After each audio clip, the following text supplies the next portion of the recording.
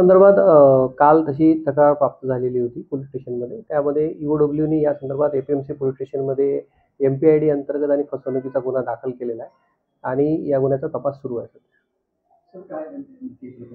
यामध्ये जास्त परताव्याचा आमिष देऊन त्यांनी लोकांना फसवणूक केल्याचं निष्पन्न होतं प्राथमिक त्याच्यामध्ये.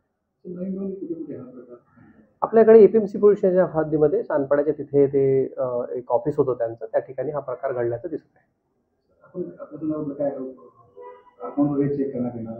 सर्व त्याचं जे तपास आहे तो ईओडब्ल्यूकडे वर्ग करण्यासाठी आम्ही विनंती केलेली आहे आणि त्याचबरोबर या सगळ्या गुन्ह्याचा तपास मध्ये जे काय त्यांचे बँक अकाउंट्स आहे आणि इतर सगळी मालमत्ता या संदर्भातली माहिती घेऊन त्या तपास करण्यात येणार आहे. लोकांना आपण काय आव्हान करू की अशा पद्धतीने फसवणूक अशा प्रकारची त्यांची फसवणूक झाली असेल त्यांनी तात्काळ पोलीस स्टेशनशी संपर्क साधावा आणि अशा प्रकारच्या कुठल्याही गैरवाजवी परताव्याचं जर का आमिष कोणती कंपनी दाखवत असेल तर अशा कंपन्यांमध्ये एकतर गुंतवणूकदारांनी ते गुंतवणूक करू नये आणि अशा प्रकारचं असेल तर तात्काळ पोलिसांशी संपर्क साधावा.